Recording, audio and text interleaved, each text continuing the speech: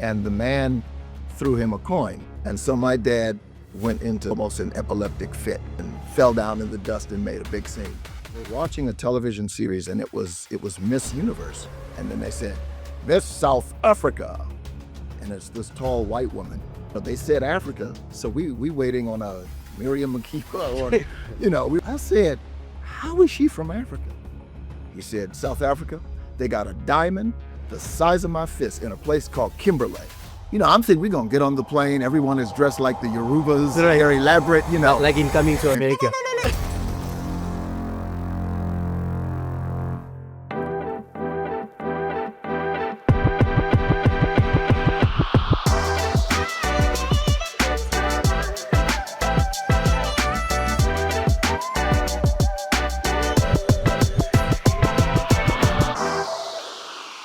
So I always said this thing. Uh, I used to tell all my African American friends and brothers and sisters, they always say, Lars, you've never been to the States. I'm like, there was like in the early 90s, I was like, I've never been to the States, but I always loved the civil rights movement. I studied the civil rights movement. I was so fascinated by the civil rights movement. And I always used to say that to them, I will only go to the United States when you vote a black president. And then 2008, friend of mine, a mutual friend, a guy Jones, he called me and said, well, Lars, we have a black president. When are you gonna come to the United States? And then I had no choice but to go to the United States. So 2009, I think. Okay. I went to the US. So I was in Washington and I was in New York. Mm. Tell you what, when I went to the White House, I didn't get into I just got close to the White House. I was actually surprised by two things: how small it looked Yes. and how colonial it looked. The only thing that was missing was because we used to watch all these movies of the U.S. Civil Rights War, the Civil War and stuff. And the only thing was missing was horse carriages in front of the building. I was actually surprised by it. What was your impression of Namibia?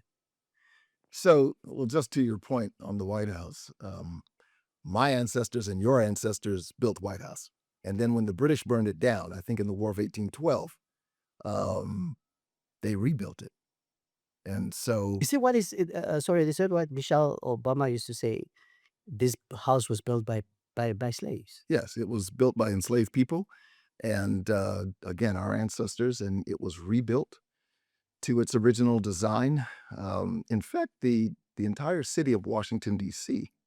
was laid out architecturally from memory by Benjamin Banneker, who was also an African American, who was a From descendant of enslaved. Yes, No plans. no plans from memory. So he wrote that out. No architectural plans. Wrote that out from memory, and some of the most significant features and edifices around the city, all of that. The circles, we have several circles. DuPont Circle is one of them. That was to keep the carriage traffic moving as opposed to coming to a perpendicular stop sign. So all of that, we're rooted in that. We're deeply rooted in the history of the United States. And Black Americans, African Americans are responsible for generating the primary wealth of the United States. Tobacco, cotton, these were the major inputs that fueled the industry of its day. So cotton and tobacco, indigo, that was the NVIDIA chips of its day. And, the commodity markets and the stock markets were built upon the backbone of those industries. Paul Robeson, if you ever get online and look at some of his old, They're oppressed. no one can talk about the creation of the primary wealth in the United States like he can by African Americans. I'll talk about Paul Robinson, the opera singer. What's it? The opera singer. So Paul Robeson was an opera singer, but he was also a cultural ambassador. Okay. And because he was open-minded and he traveled to the Soviet Union when it was the Soviet Union. I mean, he was labeled by the McCarthy group as a communist. Exactly, as a potential communist and that sort of thing. But really one of the most brilliant leaders of his time, culturally. And so Of course, all you have of that. this deep baritone voice. Deep baritone. I mean, this is a man that's, more than 2 meters. He was 6'6", 250 pounds, or 100 and easily 110 kilos, and sang all over the world. So yeah. But to your point, we have equity in everything, in all of the historical nodal points of the United States. It's interesting. I never thought about it that way. Maybe because I didn't study that part of American history. But we had recently we had a conversation with a gentleman about labor laws in Namibia and things like that. But and the comparison is always starting where people say, yeah, during the apartheid government was better. They were building houses. People had that. And I probably from that generation because we are the 70s babies. I'm probably from that generation which were the last generation to go through apartheid. And I had a conversation with my daughter the other day, and she could not understand why I didn't go to high school in my hometown of Grootfontein. I Um, told her, she said, why did you have to go to Swakopmund? And I said, mm, but they didn't have a high school for black kids in Grootfontein. And she's like, what do you mean you didn't have a, I said, the schools were segregated. She yeah, couldn't understand that. yeah. But to your point, here's the thing. What we forget when people make these comparisons, they didn't have, like Malcolm X used to say, they didn't have unions back in the day. So if you look at the economy that we like to praise, the apartheid economy, it was built on the backs of black labor. Yes. And my father was one of those people because he was a laborer. He went to work in the mines, and we'll talk a little bit about it. He Yes. went to work in the mines in South Africa when he was 17, 18 years old. And then when he came back, he was working, right, working as a farm worker or on a farm. Yes. And if you look at the economies, the apartheid economy back then, they depended primarily on agriculture. So, I that's a great point to raise. If I look at this in the context of a comparison, um, both of our societies 100 years ago were engaged in agriculture. I am a seventh generation farmer. I am the first generation in my family um, to have a choice, to be born with a choice of not working in that industry. So my father was Charles, who was a sharecropper until he was about 18. And then they, in the middle of the night, came to Michigan. 2 weeks later, they found a piece of land that they rented and started producing hogs and So soybeans. what's a sharecropper? A sharecropper is about the closest thing that you can get to slavery. And you are renting a parcel of land on the landowner's farm. The landowner Supposedly a provides white you, landowner. yes, of course, this is the segregated South of the United States. So they're providing the seeds, the fertilizer, the soil amendments, herbicide, pesticide. And if your crop fails, you're in debt. And then there are shops on the farm. So your food inputs, your maize meal, what we call grits, how many, samp, all of that is purchased from those stores. On the And farm. right, and on account. Mhm. And so it really perpetuates that. His father was Raphael. His father was Thaddeus, who was enslaved. His father was Alexander, who was enslaved until he was about 65. And then his father, Philip, born and raised and died enslaved in North Carolina. And then his mother, we don't know her name. But my name, Forrest Branch, um, comes from Jonathan Branch, who was a U.S. Senator from Halifax, North Carolina. He owned my family. When his sister Martha got married to Eli Benton Whitaker, I almost want to bring in Forrest Whitaker, but I'll leave that alone. Right. She took her portion of the assets of the slaves, and they moved down to Centerville, Mississippi. So I always thought the branches were from Mississippi when in fact we're from North Carolina. And so my father's parents are from Centerville, and his mother is from Philadelphia, Mississippi, where the three civil rights workers were murdered, the two Jewish boys. Yes. They made a movie about that. Mississippi Burning. Right. Yeah. So that takes place in Philadelphia. My mother's people are from Starkville and Mabin, that's more the center of Mississippi State. But they grew up in a place called New Light because, Starkville was segregated. So you have to be behind a certain GPS to live there. But our father's experiences, your father, and you're talking about South Africa, people migrating from Ovambo land Vambaland, yeah. to South Africa. My people between 1940 and 1950, 9 million Black people migrating from Mississippi, Georgia, Alabama, Louisiana to the North. And we became the backbone in many ways of the armaments and the automobile industry in the North. And the unions did not protect us because the unions were segregated. So the union was not integrated. So if you were Black from Mississippi and you came to work in Detroit in the automobile industry, you might be sweeping the floor, cleaning the toilets. Only when the union riots were over, especially the ones in Dearborn, the bloody Dearborn union riots, then Blacks were allowed to work on the assembly line and do the same jobs and be paid the same Assembly wage lines of the motor industry. of the motor industry. So while your father was journeying to the South looking for equity, my father was journeying to the North Wow. looking for the same thing, coming from Mahangu background, coming from cotton background, but coming from an agricultural kind of ecosystem. And so today you're a farmer. Today I'm building agribusiness enterprises in the Congo, but it's that DNA. DNA. So it's something in that journey that was deposited or extended to us as I'm not going to call myself a young man when I as men, Senior youth. senior youth, senior youth. So you can't properly locate yourself on the map until you reference your father, Correct. because that's your starting point. Thanks for that, because they just reminded me. I remember one day, just after I purchased my farm, uh, for a long time, I've been telling my dad, I want to buy farm, I want to buy farm. Not because he was a farmer, he never owned land, but he was a farm worker. But so he was very knowledgeable about farming because he was working in the mines. I mean, on the farms in the Grootfontein area and so on.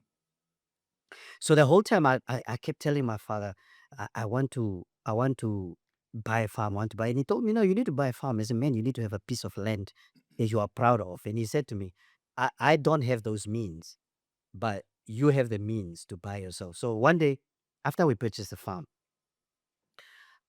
then in our culture and tradition is the same with you. If you buy a car, you buy a house, or you need to take your parents there first because they need to bless the piece of land. So I went there, and that evening, he started telling me his journey, traveling to the south.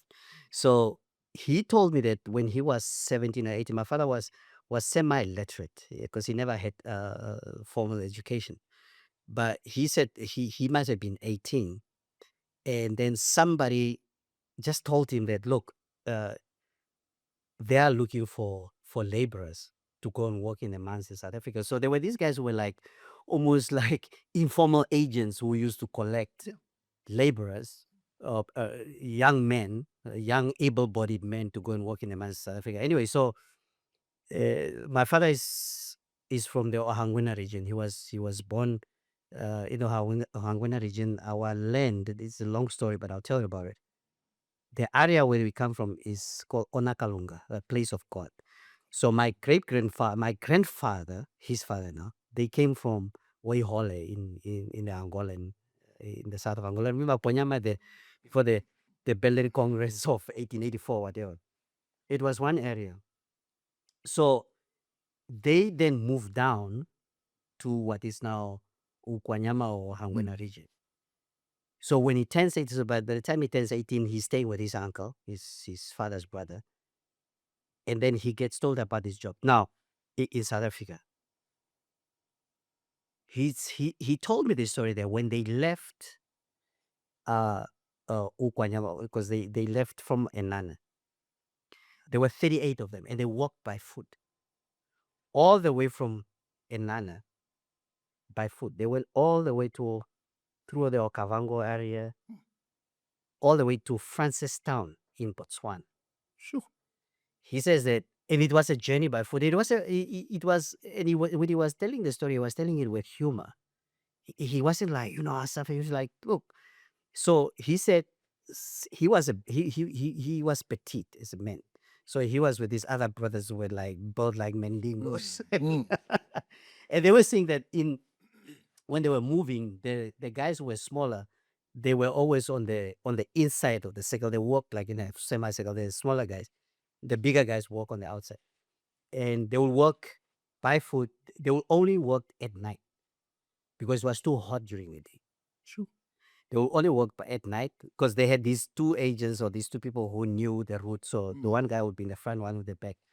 And if they had to camp, they would make a campfire and they would have to sleep in the middle of the fire. They would make a huge bonfire, a circular bonfire. They have to sleep in the middle of the fire, of this bonfire, because of lions. Sure. Because the lions didn't like fire and things like that. And then they would make tents about who's going to keep guard and things like long. However long the journey took, he said when they started 38, by the time they arrived in Francistown in Botswana, they were only 7. And I said to him, no, what happened to these other people? And he said, well, some of them were killed by lions and leopards. Some died of malaria because they were bitten by mosquitoes because of that whole tropical area. Yeah. Some were bitten by snakes. He said he saw a guy who was bitten by a black mamba and they couldn't do anything for him. And then the others just quit in the middle. Some of them ended up being in the Okavango area and so on.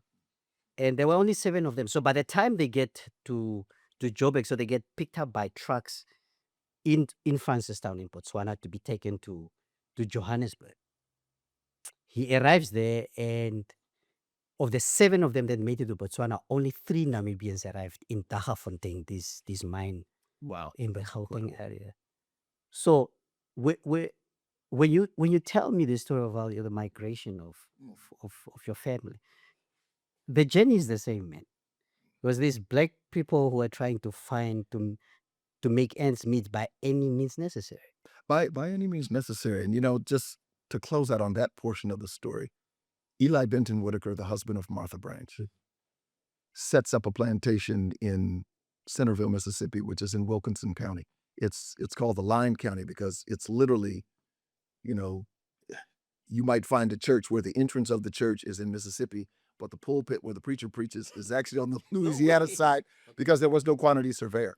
But he and his sons ended up setting up plantations in Mississippi, Arkansas, and eastern, I think it's called Stevenson, Texas, or Longview, Texas. Forrest Whitaker is from Longview. No way. And so I'm not claiming him as a relative, but I think the impact of Eli Benton Whitaker and Martha Branch's move had significant, reverberated. Right. My father's journey, they left, he was born in Still, Missouri. I think he was born to midwives because blacks were not allowed in we had segregated hospitals or the hospitals didn't exist.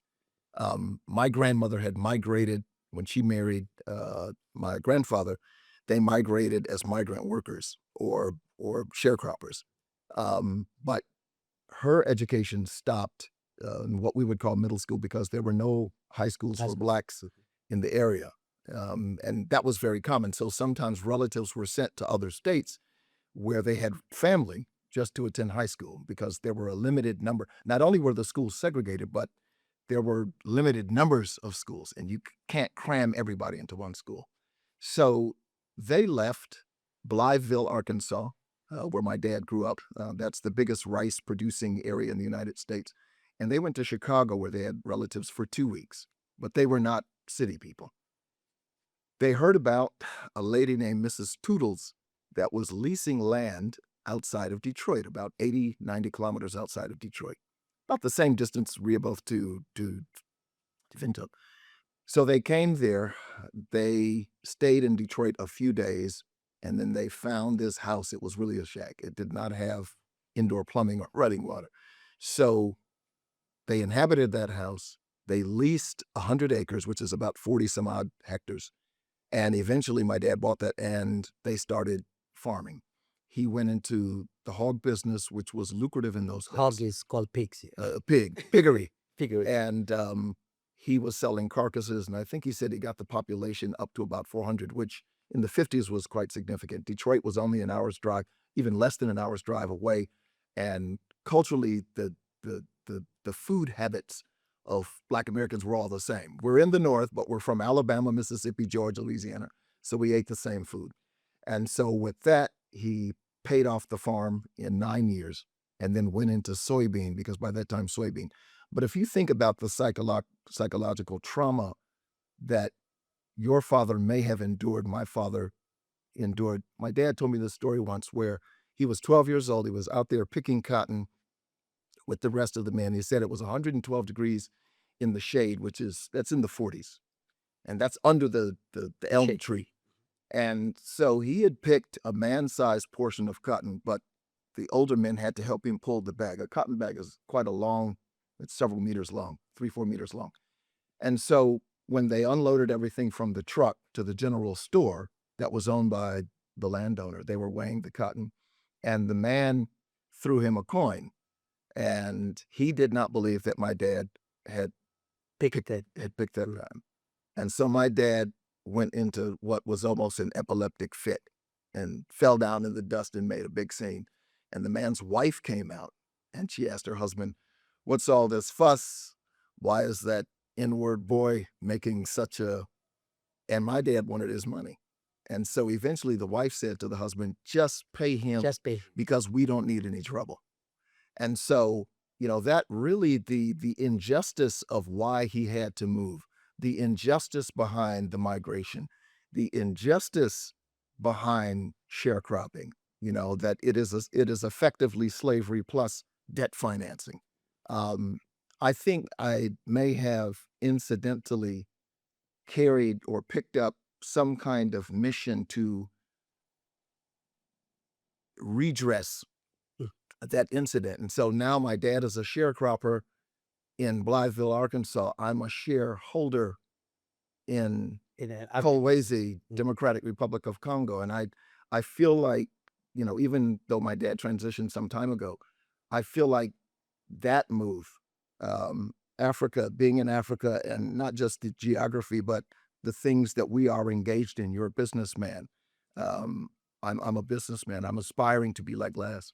But those things kind of provide some kind of justice, some kind of verdict and sentencing and award for damages, punitive damages, to the psychological trauma that our parents endured. I don't know that my father ever sat down and really told us what happened. I mean, he would tell us that, they couldn't vote. That was out.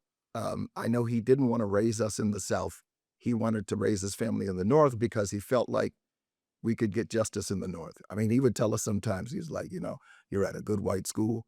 And my dad told me one day, he said, "If you don't become president of the United States, you have no excuse because you've had every opportunity afforded to you better than me. that I did not have, and you did not grow up sharecropping." My father built a brand new house in 1968, a 4-bedroom house with a basement, which was a big deal in those days because even many of our white neighbors were not doing that. They were just living in these older farmhouses. And he educated 7 children. All of us went to university. All of us didn't finish, but I think more than half of us finished, 4 out of the 7. But he accomplished what he could. He finished high school when he was about late 30s, early 40s, because his father had tuberculosis. And so he had to take over. He's one of 14 children. He had to take over, I think, at least the welfare of the 10 children because his dad was put in a sanitarium. So he was only able to finish at that age. He started working in the factory and he would drive that 80, 90-kilometer trip every day, farm, go to the factory, farm, and that's how we grew up. And so I carried that to Namibia. For me, the journey of your father to South Africa, to the mines, my father to the industrial North, I think my journey was from Carlton, Michigan, where I grew up, to Southern Africa. I came to Malawi in 1989, had no idea how similar the circumstances would be and the parallels that I could see between life in Southern Africa for those from the Southern Africa community, and life just one generation ago in my mother and father's family. So I'm very appreciative to have lived almost 40 years in the Southern Africa region, starting in Malawi, spending most of my time in Namibia, and now in the southern part of the DRC. But So- the so- fathers Mhm. are the ones that Right. created that footprint for Mhm, us. mhm. Here's the thing, like I told you, when the time I take my father to the farm, and just as a side note, but by the time my father get to the farm, I don't have, I only have game. I have no cattle, and At that time. and I was this modern guy who wants to do game farming and not not cattle, no. And then I remember the day before my father would travel back, my father from the farm, to take him back to the north. He just uncomfortable. He said to me, "Listen, I want to talk to you about something." I was like, I said, "What is it, Dad?" He's like, About something. "Yeah, yeah." It's like, this farm of yours. And I said, "Yeah." He said, I'm really impressed, and this is a good thing that you have land that you will call your own, but it's not a farm, right?" And I'm like, "Dad, why is it a farm?" He said, "No, no, it's not a farm." He's like, "Why is it?" He said, "But where's your bull?" Hmm. I said, "What do you mean?" He said, "No, you need to be able to smell the manure Yes. of a Yes. cow. Yes. If you can't, then there's not a farm." And he said, "What you have is just a huge piece of land. You don't have a farm. You don't have a Right. farm yet." Right. Right. So a month later, I started buying my first cows, my cattle, because he said, "No, you need to," and he said, "You need to buy it and bring me back here, because then I can perform a ceremony." I Yeah. see. So, and then and probably a year later, I brought my parents back to the farm, and my father did a ceremony around our kraal, because you need to have a kraal near the house, and he Right. did a ceremony where he took me through the kraal, and did some praise poetry and performed a ritual there. And he said, then I remember when we were walking back to the house, to the homestead, he said, "Now you have a farm. Now you have a farm. Now you have a farm." So to me, there was, and he always emphasized the importance of having our own land. He said, "Whatever you do, don't tell me about your house in Vindu. You need to have land. You need to have a place where your children can say, this piece of land." And he said, "I could never have that, because the only house my father ever had was the house at the township." Yes. He said, Understood. "But you have the opportunity to have a piece of land where you can say your family, your children, and their children have they have a place that they can relate to." And I think beyond the assets, my takeaway from that story is there is this unspoken kind of rule. The father has the yearning to deposit. I mean, even the way we're made biologically, physiologically, we deposit the seed, the woman incubates that seed, and she gives forth a child. The fathers go through life, a real true father. He's looking to make a deposit. The son, without perhaps realizing it, is constantly seeking instruction, probably first, and then affirmation Affirmation. after that. It's like a player coach, but the son is looking for that. And that's the tension, because it is tension, because sometimes young men and fathers clash. But that's the dynamism between the father and the son. The ultimate, and this is based on God's blueprint in his kingdom, the ultimate job of the father is to call out the man in the boy. And so through that interaction, he is constantly saying, "Man, come forth."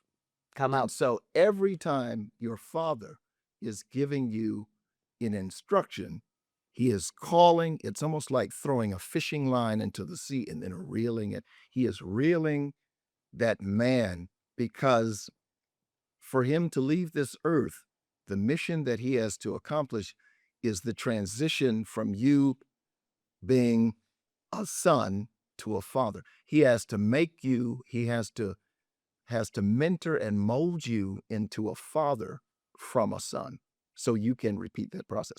And that template comes from God. because God sent his son. And so, if I go to the book of Hebrews, it says, in years past, we listened to the prophets. He says, but now we are listening to the sons. And so sonship and fathership, that is really, it's not about sitting in a building and singing and listening to a man preach, and all of those things have their place. But the ultimate fatherhood, the ultimate father-son relationship, I believe, is in God, is in Christ, to be more specific. And so that model that is innate in your father, whether he realized it or not, whether Charles Edward Brandt Sr. realized it or not, he was modeling something which I think is a spiritual deposit, and it's manifested in everything that you're sitting on today. All the responsibility you have today with your family, with your assets, with your business, that came from an instruction, a series of instructions from your father, from my father. Wow. So, tell me, so when you are growing up on the farm in Michigan and so on, and we'll talk a little bit about agriculture and agribusiness a little bit later. Did your parents ever talk to you about the continent of Africa? When you as a child, do you remember any of that? My father did several times. Africa was a subject that came up. It started with your father and your uncles. So you could never really talk about what happened in the South, voting rights, life in the South, the injustice of being. You couldn't, it would always end up in a conversation about Nkrumah, or in those days, or Kenyatta. It was only much later that we heard about Mandela. But I remember distinctly one night, my mother was working in the afternoons at a hospital in Ann Arbor, University of Michigan Hospital. So she was often not there in the evenings. My father would come home at 4. My sister would prepare the meals for the table. And we were watching a television series, and it was Miss Universe. And then they said, Miss South Africa. And it's this tall white woman. And us being black kids from Carlton, they said Africa. So we waiting on a Miriam Makeba, or, we waiting on a Graça Michelle. And so here comes this tall brunette woman. And then they said, because of so-and-so and so-and-so, Miss South Africa is, she's only exhibition status. She's not competing. And my father had a mouthful of cornbread and grains, and he crumbled something. And I said, Daddy, how is she from Africa? That's a white lady. Because I'd never been off the farm. And then we started talking, and he said, South Africa, they got a diamond the size of my fist in a place called Kimberley. I said, Kimberley? I said, that's not an African name. I sit next to a girl in my class named Kimberly. Because now you have to understand that we were, and so it's only later on, but Africa became, to your point, Africa was like a goal in the Black American community of that time. It was an evolutionary, it was an objective, and it was restoration. Because remember now, we're a Christian family, but you had people like Elijah Muhammad, you had Malcolm X, you had all of these people that were part of the wider African American community. And so we were exposed to that. And so the question no one ever asked was, you're looking in these history books and you hear about the kingdoms of gold of Mansa Musa of Mali. I mean, they say to this day, no one has ever achieved his level of wealth. News doesn't stand still. Neither do we. The Windhoek Observer has evolved. We've moved beyond print and into the world where news lives today. Digital, immediate, connected.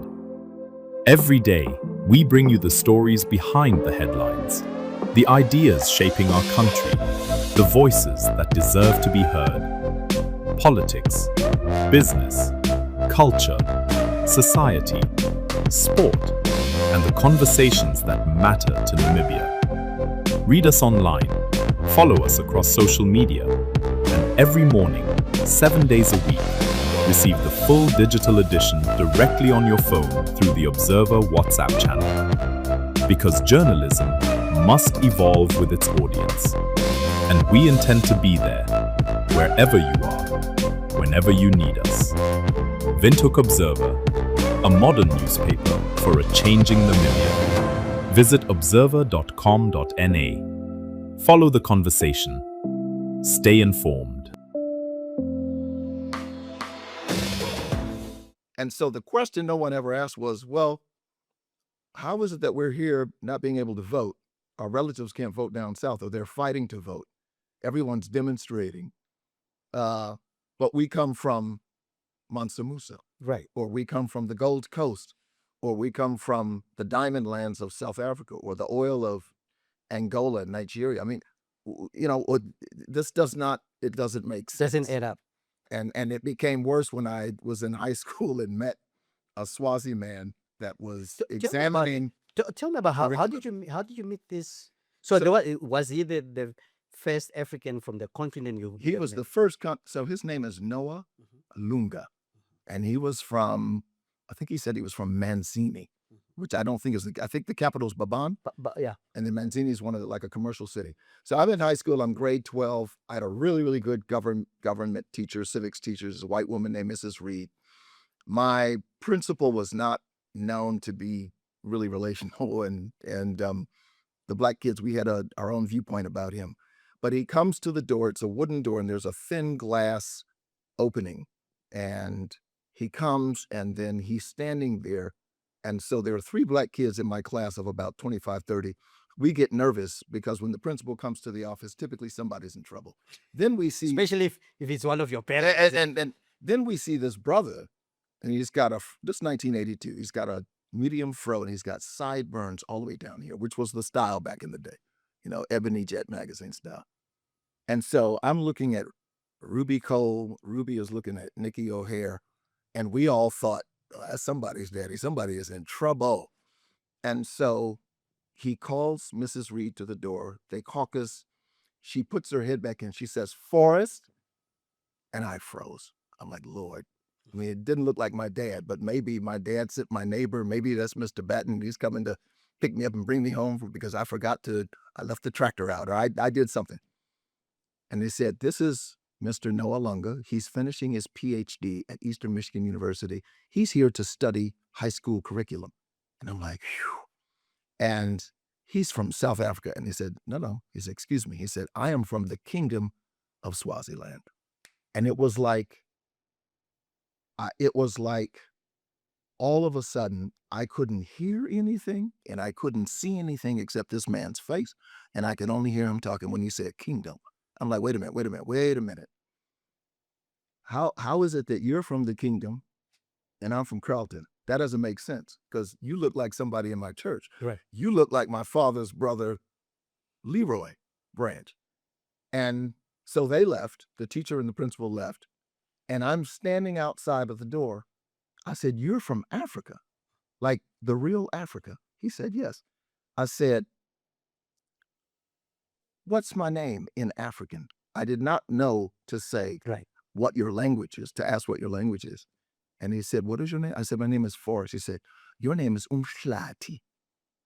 And I said, say that again. He said, Umhlati is forest. In fact, it means forests, like Mokuti and Oshiwambo. And I said, who's the president of Africa? And he says, no. He says, we have about 40 countries, and they have their respective presidents. And he pulled out $100, I think it's called Malangeni, whatever the currency is. The currency, yeah. In Swaziland. And here was a black man. I recognized the kinky hair. He just looked like Brother Jenkins from church.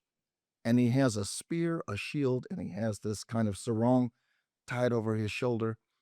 I immediately was hurt to my guts because I was envious because he had a picture of his king on his currency. I did not have even a $5, even a $1 bill with Martin Luther King or Frederick Douglass or Jesse Jackson or Malcolm X, Sojourner Truth or Harriet Tubman, Malcolm X, anybody, nothing. And I felt robbed. I felt empty. And so we're talking about fathers. In a way, he became a type of a father. He became a prototype because now God was using him to make a deposit in me. Man, I was so hungry and thirsty. I'm sure I annoyed him because I was asking him rapid fire questions, and before he could answer, I'd hit him with another one. I could not believe that this other black world, I knew it existed, but I couldn't believe that it was organized the way it was. Then it became real for you. How come you have people, your people are on the money? How come my people are not on the money? We dealing with this stuff over here, and you're telling me you're printing your own money? What else do you guys have? What else do you have? Do you have gold? Do you have diamonds? Do you have? I was just, and from that day, 6 months later, that was in March. 6 months later, I'm in university at September. I meet Toure Daude, whose dad was a member of parliament in Ivory Coast. I meet Mensa Gaba. I meet Johnson Akinwusi from Nigeria, and I was taken. And it took me years to get to the point. Finally, in 1987, 88, I was traveling back. I went to the campus, and a young lady from Barbados gave me an envelope. She said, Forrest, you're back. How are you? Where are you? She said, there's a fellowship to Africa. I'm not eligible because you have to be from the United States. She's from Barbados. And I want you to apply for it. No ways. It was called the James H. Robinson International Development Fellowship. He was the architect of the Peace Corps because he had been running these programs in Africa for years, and John F. Kennedy and Robert Kennedy called him in to design something for Sergeant Shriver. My point is, all of these men, using a father template, were making deposits in me, and I'm slowly becoming a father. All of those things helped me to become a father to my son Yannick, to my son Daniel, to my daughter Bethany, I was a coach here at the national level in basketball, and I had to get involved in some of these young men's personal lives because there was a lot of brokenness. So fatherhood is a potent, it can be, if misused, a weapon of mass destruction, but it is the solution to a lot of problems that we think are disconnected from fatherhood. I'm sorry I'm ranting, but No, by all to get means, that out. it's so your story is such a great inspiration. You mentioned something when you were narrating your father's story, so you mentioned the word trauma, and it's one of those things that we totally overlook. And as you are mentioning the deposits that our parents are making, deposits are positive and negative, intentionally or unintentionally. And I'll give you an example. You know, when me and you speak about this, and we make a lot of comparisons uh, about the African American community and Namibian community, greater Namibian community, because our culture is, we are more alike than we are unalike anyway. I remember in our culture, it's a big no-no to call an elderly person by their first name. You don't do that. That is like, No. you don't. And then I remember, so my father, fast forward, my father comes back from South Africa, he comes back, he stays like a month or two in the north, and then he travels from the north to Grootfontein. So they used to have organized labor. It was called SWANLA, Southwest African Native Labor Association. So it was like almost like a labor hire company that used to recruit all these men from the Okavango, from Ovambola, and so to come and work then on the farms in the urban areas in Namibia, in Mashwambo, called Ushimba. It's this side, the urban areas. Contract labor. Yes. So he works in the farm. He does his 3 years stint. Then from the farm he was working on was just outside Grootfontein. It's called Rietfontein. Just outside Grootfontein. He does this 2 years stint, and then he goes back in Grootfontein. He decides he lives the north when he was 17 or 18. By the time he's done with his contract and all that, he's almost approaching 30. He says he can't relate to staying in Ovambola. You know, there's also actually a semi-derogatory expression for people like that called mbwiti. You know, it's kumbwitika is almost like those who remain who left and they are uncultured almost. That's just a very loose translation. But he just does like my father was at the time where he could speak Xhosa, Zulu fluently. He spoke Afrikaans. An interesting thing about him. So my father goes to South Africa. They don't hear from him. My family doesn't hear from him. His family, his mother, his father, they don't hear from him. So he's presumed dead. Oh, Yeah, because they're like they don't know where this guy is. He's disappeared. It's been years. He's disappeared. Then they had a funeral for him. They had a funeral ceremony for him. Oh my! Because it's like, look, he's gone. We don't know where he is. We don't need. Remember, they didn't have internet back in the day and telephones and radio and all. So they had a funeral for him. So I think after don't know how many years he didn't get me that he just rocks up at the village, and his sister thinks she's seeing a ghost because now he's unrecognizable. He's got a beard and but she's like, Ndakomani, is it you? And he's like, yeah, it's me. And then that's why now if you fast forward, my father passes away. They didn't mourn him when my father died. They said, no, because in our culture, you don't mourn somebody twice. Because they mourned him initially when they thought that he had passed away. Wow. And they didn't mourn him. They celebrated him. That's why, I mean, you attended my father's funeral. Yes, I did. And my cousin, Damona, she was speaking a version of Kwanyama that I have never. She was Deep Kwanyam. deep colloquial. It was like poetic. You know, we were all just sitting there because my uncle, her father, narrated the family's history because she was basically narrating our family's history from the 1800s, so when they were still in the south in Angola and so on. Anyway, so my father comes to Grootfontein. He works at this white primary school called Willem Nortier Primary School. Willem Nortier was somebody, I don't know who he was, but my father used to work there. He worked there for 40 years before he retired. But anyway, so we had this thing that especially when I was in primary school, I used to accompany my father everywhere. Like holiday, we go together. Yeah. When he has to work during the school holidays, I'll go with him to work. He had a bicycle. I'll always push the bicycle for him, and so this one day, we're at the school, and this white kid, I must have been at 11 or 12. This white kid sees my father, and he was sent by his father. This kid's father is a teacher at the school. He was sent to come and call my father. And this white kid come and he's like, Simon, my father is calling for you. I'm like, "Fine." And I'm like, did I hear this? Did I hear this right? And I'm like, and I'm like, did I hear this right? And then immediately my father looks at me. And I'll never forget that look. It was a look of two things: embarrassment, and secondly, like, don't you dare respond to this kid. Right. Protecting you. Right. So, and I said, and I just spontaneously asked this kid in Afrikaans, what did you call my father?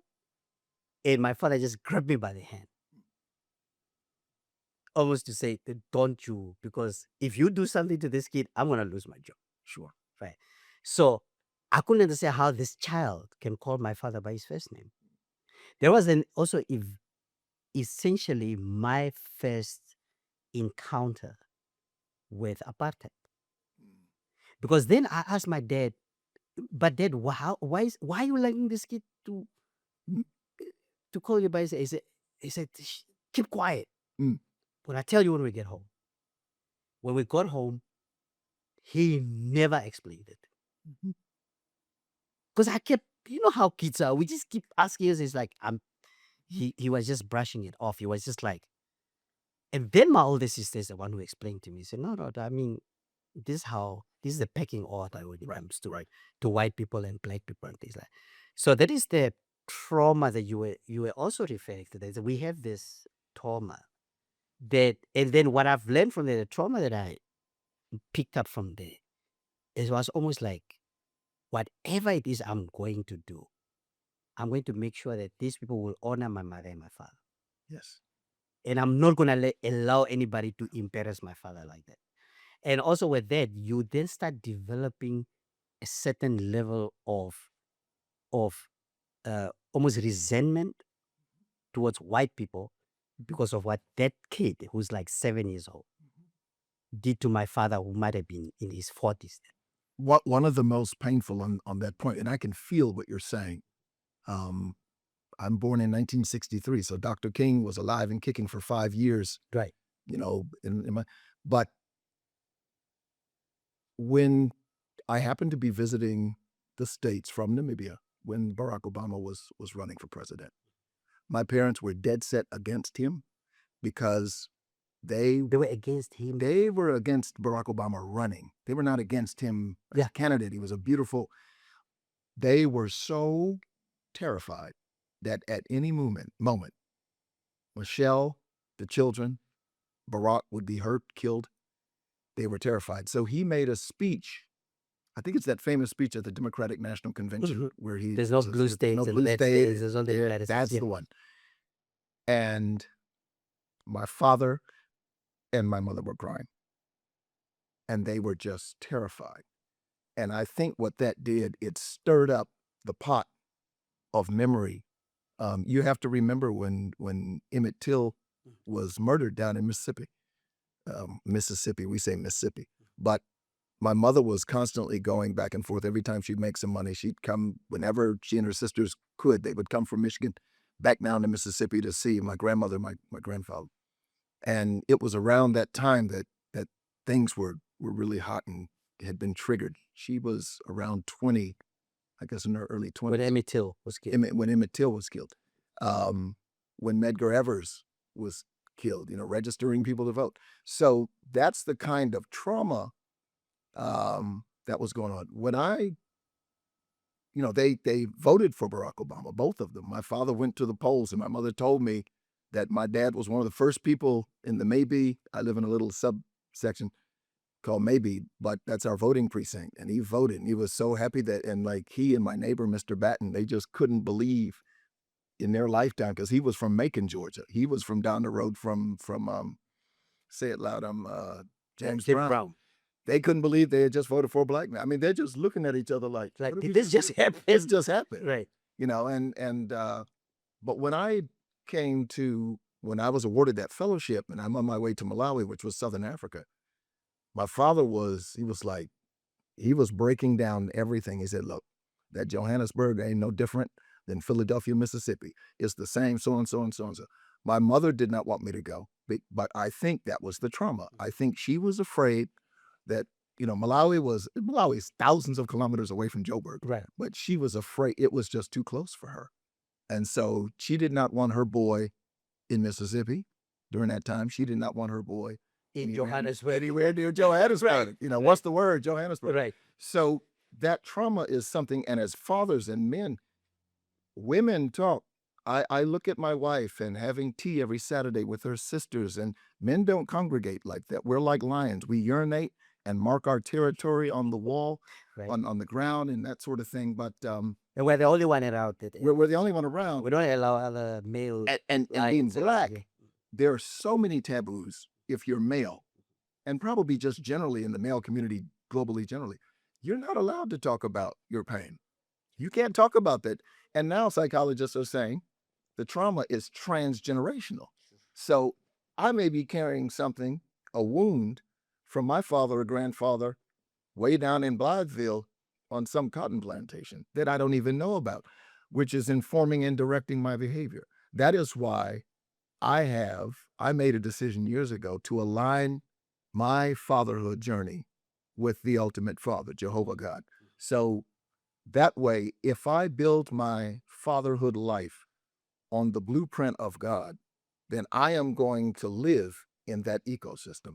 If I build my life on any other blueprint, I am not necessarily going to be able to deal with things that I don't even know are affecting me.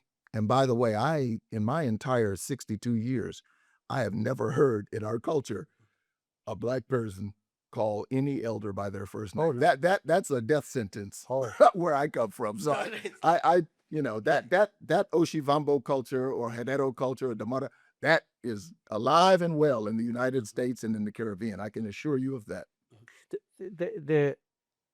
When did you first arrive on the continent? I arrived on September 23rd, September 22nd, 1989 in Nairobi. Just And before our independence. I flew from Frankfurt because of the hurricane, our flights got messed up. I got on the flight. I flew Kenya Airways, the pride of Africa in Africa, and there were like By six by black pilot. by a black and Indian pilot, yes, and beautiful stewardesses that they all looked like Iman. They were from the northern part of Kenya near the Somali border, but there were only like 5 black people on a plane of about 180 people, and so I was nervous. I had never flown overseas really, and I asked, I said, "Excuse me," I said, "Are we flying to Nairobi, Kenya, East Africa?" And she said, "Yeah." I said, "Where are the Africans?" I'm thinking we're going to get on the plane. Everyone is dressed like the Yorubas. Right. They're elaborate, Like in coming to America. And so Right. I'm on there. It's Swedish people and Brits. And she said, no, she says, it's always like this. So I land at Nairobi airport at midnight. And the smell, man, was just, oh God, it smelled like a warm summer breeze. And there was some smoke in the distance because everybody uses firewood to cook their meals.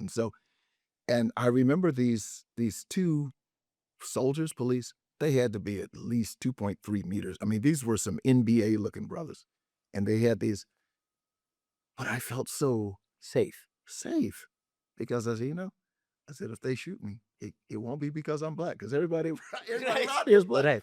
So I get inside. And by the way, I'd met a Jamaican missionary on the flight. And he said, "Where are you staying?"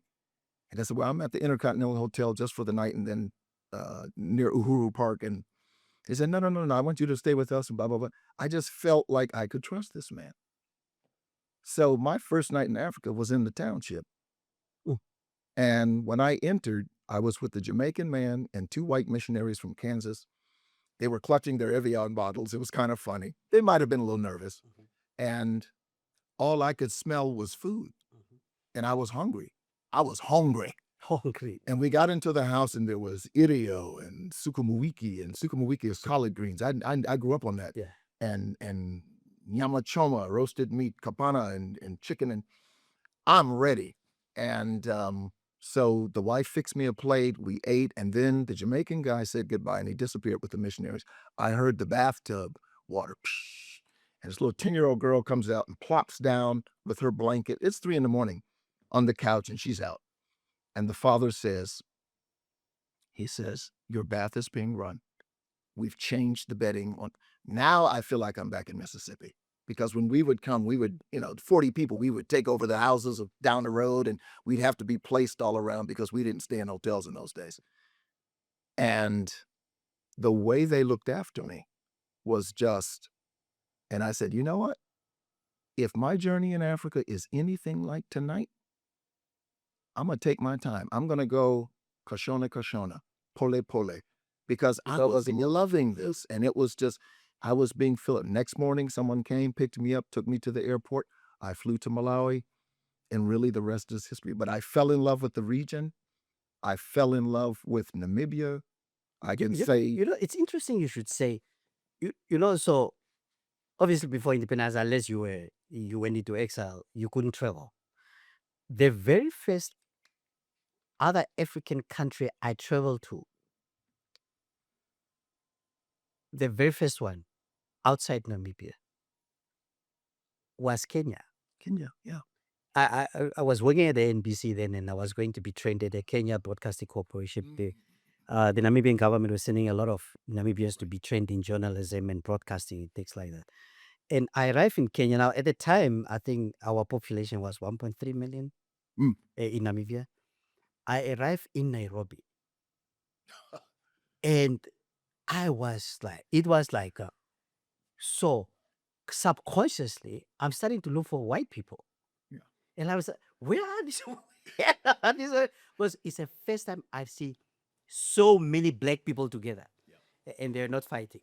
The only time we got was not a sports event or whatever. But whenever you see so many people, because every time I see so many people, I'm like, what's happening? It was a double-edged sword. It was like the sheer numbers. And the other thing is the fact that there are all these black people congregating together. And I realized that, wait a minute, because back then we didn't have Google and all that stuff, so I wouldn't check what is the population of Kenya. That's why Kenya will always have a special place in my heart, because Oh, it was, absolutely. and then I arrived at this, I think it was called the Orange, at this hotel, the Orange, the Lemon Tree, sorry, the Lemon Tree. Elementary. And there's this sister who's working in the hotel, and she's like, "So where are you from?" I'm like, "I'm from Namibia." She's like, "Oh, Namibia, Sem Noyoma." Yes. This is the first thing that she said to me. I was listen to me, yeah. And then she was fascinated to meet somebody from Southern Africa. And we had a conversation about it. And she told me, I need to introduce you to my brother, because you need to get to see what you call the real Nairobi. Mm. So, and I was like, yo, and she said, when are you available? I said, look, my course starts in 3 days, so I'm available. She said, I'll pick you up tonight. We'll pick you up tonight. So her brother at the time used to drive a taxi. So they pick me up from the Lemon Tree and they take me to their house. And I was like, so in my mind, I'm thinking they might be taking me to a restaurant. She said, no. In our culture, you first have to eat at home. Right. Tomorrow we'll take you in Right. Yamachoma. Right. So, and that evening I had like Sukuma wiki, and all of that stuff. And I had nyama choma. Mm. And it was, I felt, and and the brother said to me, look, you don't have to sleep at the hotel tonight. We've prepared a room for you here. Yes. And that first night I slept, that night I slept at their house. Yes. And I felt so welcome. So welcomed, and they were asking me a lot of questions about Namibia, but they were talking to me about Namibia like Namibia is on another continent. Mm. Because what they knew about Namibia was the fact that we were colonized by South Africa, and they know the apartheid side. Because it's one thing, Jomo Kenyatta made sure that the Kenyans know about African history and all of that stuff. Sure. So they were asking me a lot of questions about apartheid and all of that stuff. And then I started learning about the Mau Mau and the struggle for independence. Mau. Mau Mau. Yeah. When you were in Malawi, I think what were you doing for? Maybe we don't know. What were you doing? Yeah. So I was a project manager for Africare, an American NGO, African American run NGO, and I was to be managing these rural agribusiness projects. There's the agriculture. I had never heard the word agribusiness in my life before that day. Agriculture, of course. Agriculture is science. Agribusiness is the intersection of commerce and agriculture. And I wasn't sure I was qualified to do that. But when I got into the project, I was like, wait a minute.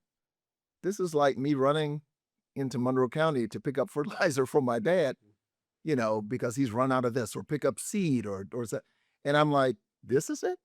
And I came from a very mechanized commercial farming background. As an African American, when I tell my Afrikaans colleagues that I'm a commercial farmer, in the old days, they would stare at me like, commercial farmer, because that wasn't very common.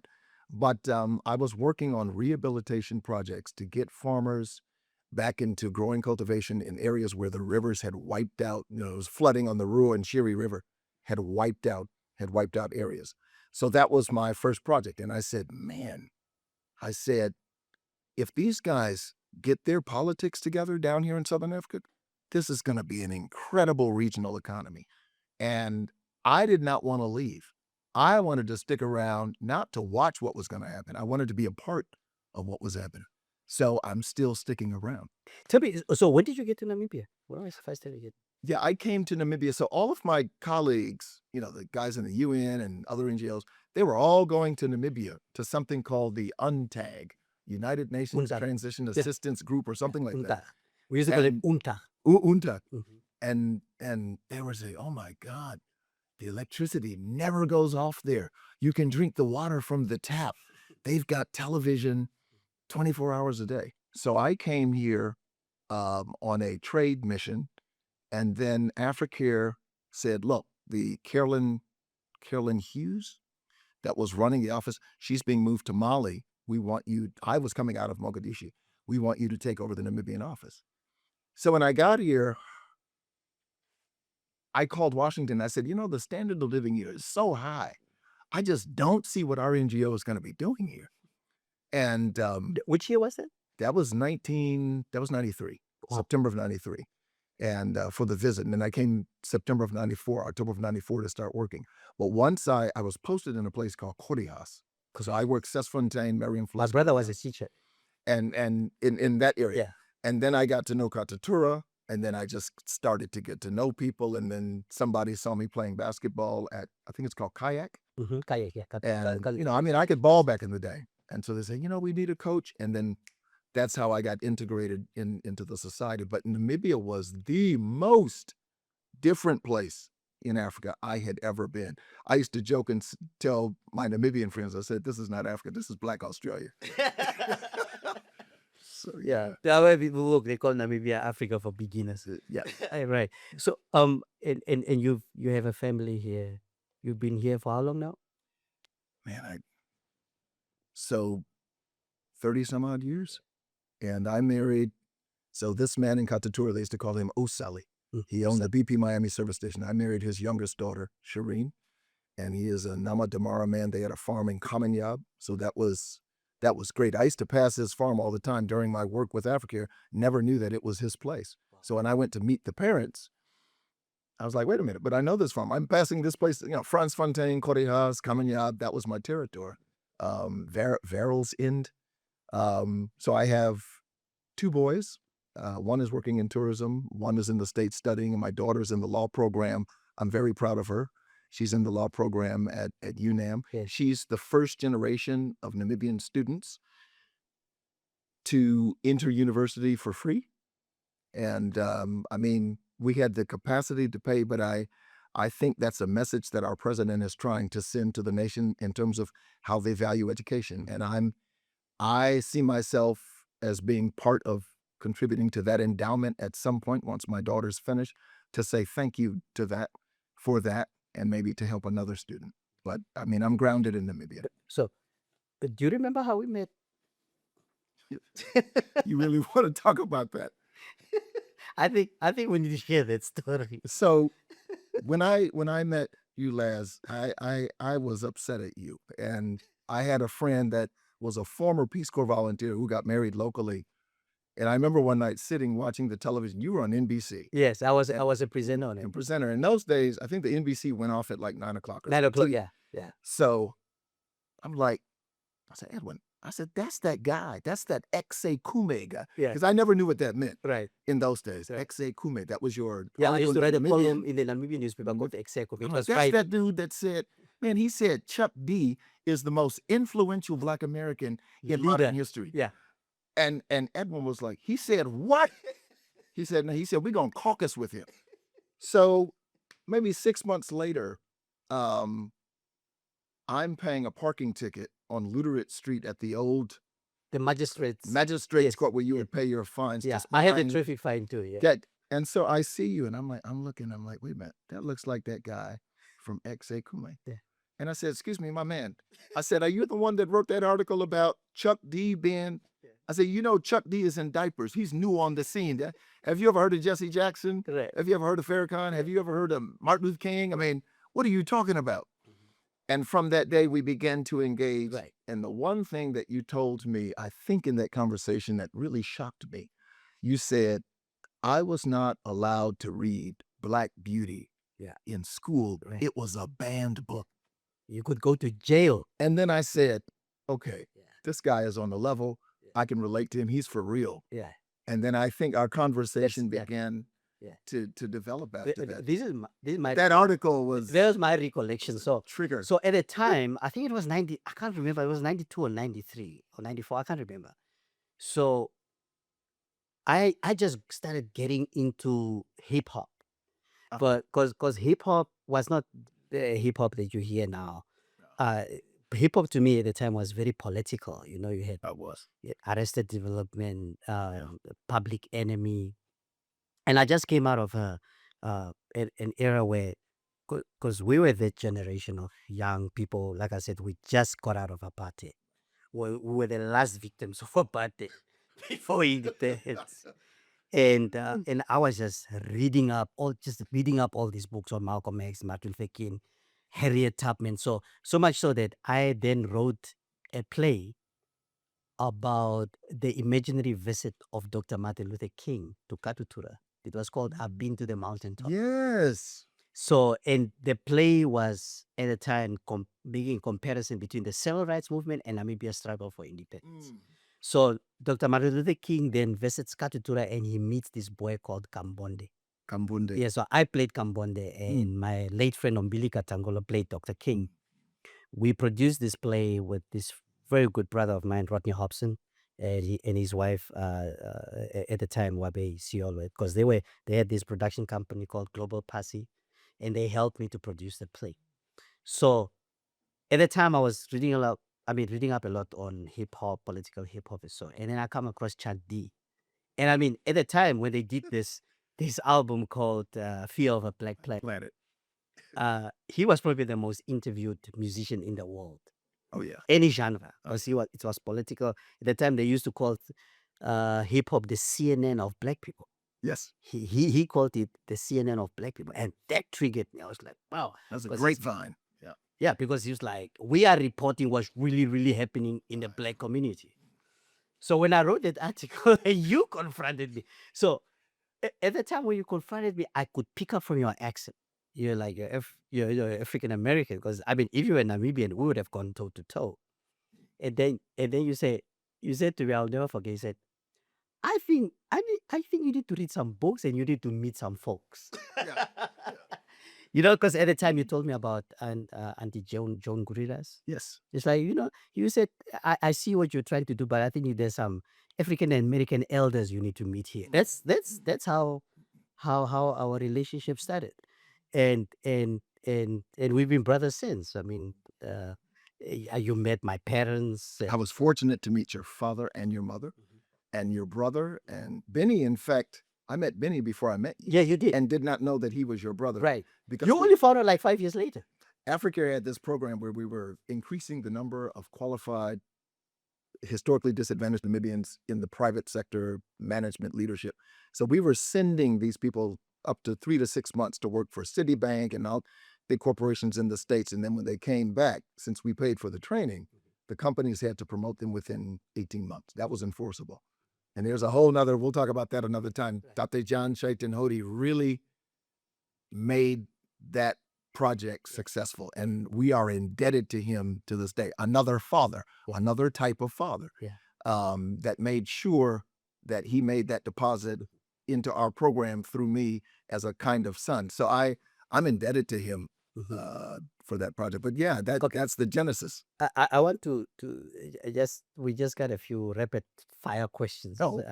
We want to talk about, although they might not be too rapid fire, but there's a few questions I want to go through there. But before we get to that, we spoke about our fathers and the influence they had on us. But if you had to name 2 things in Namibia that fathers lack right now, it's obviously your personal opinion. What will they be, and how can we fix that? Communication, fathers, black, white, doesn't matter. We don't invest, we're not really trained to be communicators. Ask a husband, how was your day? Oh, it was good. It's fine. But we're not, so communication would be number one. As do I say, same question, they'll be like, let me tell you what Pam did at the office. It's right. So communication would be number one. You say things that were lacking. Bishop Michael Cushman, who was my spiritual mentor for many, many years, Another father. he said, you're getting married next week. He said, listen to me. Vacation, vacation, vacation. In other words, holiday, holiday, holiday. He said, make as many memories with your family, even if they're in the house. Spend time doing non-work activities with your wife and kids. We are trained to work. We're trying to make up for in my case, the last 400 years, in your case, the last 100 years. We're constantly trying to make up for that deficit of our fathers. We can't do that. We have to be present now in the generation that we're living. So, quick questions. Farmer, investor, or father? Which one will you first when you wake up? What do you do first when you wake up? I have to acknowledge God. Christ, a Middle Eastern man, is the source of everything in my life. His teachings are a reality in my life. So that's first. I would say business farming second, because my young kids are all gone. Only one in the house, and she's constantly in class. I would say father last, but it's not that I'm ordinarily ranked last as father. But when I first wake up in the morning, the first thing I do, I'm a son. So I have to acknowledge my father. What's the one thing your father got completely right? Standards, provision. One thing you are determined to do differently. Before I die, by the power of the Almighty God, I am going to be part of changing the narrative in the Democratic Republic of Congo. Your child asks you why you're always on a plane. Your honest answer in one sentence.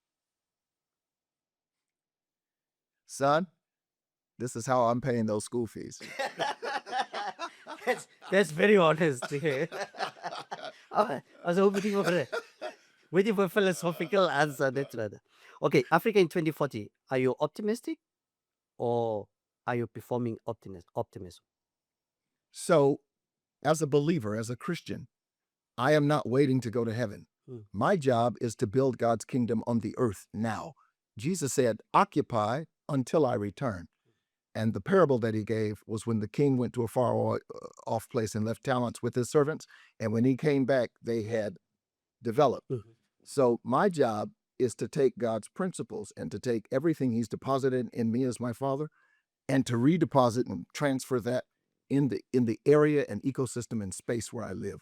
I'm optimistic. I am optimistic that God will complete his word irrespective of the situation. I walk by faith and not by sight. Okay. Namibia or DRC? Where does your heart sit? My heart sits in Africa. I will not be politically drawn to the South or to the Central. I know that's a trick question. I'll get in so much trouble here. And In the DRC, yeah. My governor is watching, I'm sure. So. Right. Okay, best thing about raising a child on this continent? I did a manhood ceremony for my son called a Barbaraka for Daniel. His traditional name is Burucha, and Damara means wonderful, amazing, or awesome. And I said, Daniel, you are the first generation to be born completely free. Because when I was born, there was no Voting Rights Act. And my grandfather probably didn't vote until he was in his 70s. I said, but you came into an environment where people had laid down their lives at Kasinga and many other battles that I may not know about. And they had created an environment for you to thrive. And so you are the first. And so you carry that consciousness with you. And by the way, his other name is Mandela, Daniel Mandela Anderson Branch, Buruha Branch. You carry that consciousness with you everywhere you go. So the best thing for me was the perspective that Daniel grew up with was not the perspective I had. I never felt like a second-class citizen in the United States, and I never have been, never will be. But I knew that there was this force that was trying to push me into that corner. In Namibia, I doubt seriously if any of my children ever felt like that, because it was the norm to prosper. It was the norm to do well. It was the norm to be loved by your neighbors. It was the norm. And what was beautiful about that was, I don't believe in racial superiority. I believe in the superiority of God Almighty. But it was normal to be Black. It was standard. It was okay. It was, the policeman here would tell you to slow down, but you never worried about him doing something, Lord, at the expense of getting emotional, doing something extrajudicial. So the safety and the love You know, I took Yannick to State House when he was 6 years old Mm. for a dinner that President Nyoma had invited us, and he shook hands with Dr. Geingove. And I mean, Dr. Fred Price one time said, I've been a minister in America for 50 years and I've never been invited to the White House. I've been in Namibia 1 hour and I'm in the house of the prime minister. We were Auntie Joan and Uncle Theo Ben Guridob, the prime minister at the time, had invited us. So that's the world my children, Growing up. that's the nursery, that's the soil that the seeds germinated. They germinated in Namibian soil. So wherever they go, their starting point is infinitely better than my starting point. Finally, you get to ask me 2 rapid fire questions. Will we be like Joseph and steward the oil in our country? What's your message to this generation? We should be like Joseph. Your answer is basically the answer you gave me, in the sense that we are free. You see, our country is 60%, almost 70% below the age of 35. Yeah. That's a free generation. They are indebted to nobody, because our parents paid the price, the ultimate price for that. So those parents paid the ultimate price. So are we going to let their deaths be in vain? Or are we going to do something about it? We have the power to change the trajectory of this country. Maybe not my generation, but the next generation, which are below the age of 35. And my last question to you, when Jesus met blind Bartimaeus, the son of Timaeus, who sat by the side of the road, he healed him from his blindness. He was begging because he was blind. With the healing and the vision came a new responsibility. Brother had to get a job now. He couldn't beg. What is the responsibility that comes with freedom?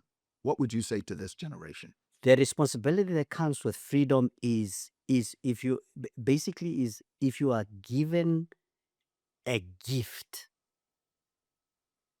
The freedom that the land that we're given is a gift. Mm.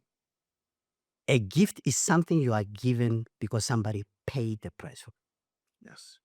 You don't get a gift and pass it on to somebody else. Somebody made a sacrifice. Remember when we were kids, and these guys will not relate to them, by our generation. Remember when your mother wanted to give you a brand new pair of shoes? She didn't take you to the shoe shop and say, "Where I buy you shoes now?" She'll buy those shoes, put them in a brown paper bag, put it on top of the carpet. Your birthday, she'll say, "Forrest, come here. I've got this gift for you." Because it was packed. You know, beautiful wrapping. Sure. She took the old newspapers or this brown That's right. bag that we used to put brown bread in and stuff like that. She said, "This is for you." That's what this generation has got. So my message to them is, it's almost the same thing. Somebody worked hard for you to get those beautiful pair of shoes because you've been running around barefoot. Chances are the shoes that you're going to get are the first brand new shoes for that year in that family. Your mother doesn't have brand new shoes. Your father doesn't have brand new shoes. They make that sacrifice, but you will get those brand new shoes so that come January when the school starts, you have brand new shoes. But your father is still going to work with his old boots. That's right. So what are you going to do with those shoes? We've always exchanged ideas of books. You've always told me, you must read this, you must read this. But there's a book. It's an old book, but I'm rereading it, and I want you to read it. It's called Africa, Your Time Has Come. Mm. It's a book by Thabo Mbeki. It's a collection of his speeches. And Thabo Mbeki really pushed the Pan-African agenda. And when I look at your passion for the continent, the same passion that I have for the continent, I think, and like you said, you were trying not to narrow yourself to a country. You were trying to narrow yourself. You were saying we need to think broader. We need to think about the continent.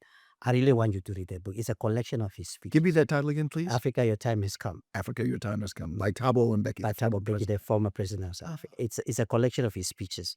And you can see the thread is a Pan-African thread throughout there. Excellent. And we're talking about fatherhood. He was a father for modern Africanism. Oh, yes.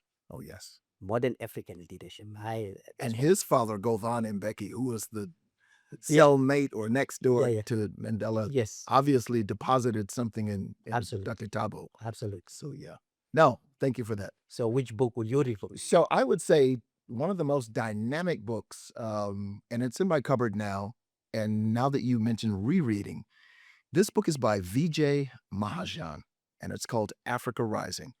And it's a paperback about the thickness of this book. But once you pick it up, you won't be able to put it back down. You'll stay up till 5 o'clock in the morning. And one of the things that he says, when you're in Africa, you may have to build your own infrastructure.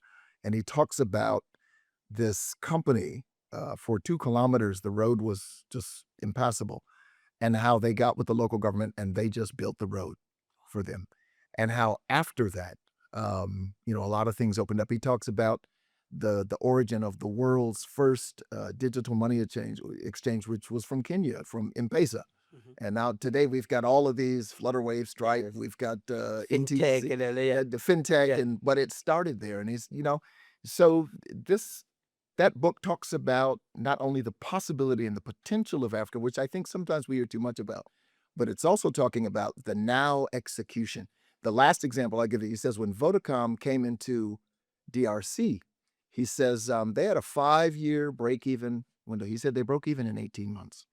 And Nando's was scoping out and the amount of poultry that they would need for that. They had to delay or cancel or whatever simply because of the demand in a place called, I think it's called Matonge, it's kind of like the township near Kinshasa.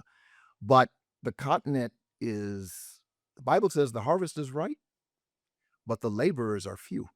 And so, Lord, let me labor and bless the work of my hands. So can we agree that the watchword for Namibia from today forward is stewardship? Stewardship. Stewardship. Brother, thank you so much, man. Thank you, man, for having me. It was beautiful. Thank you. It was beautiful.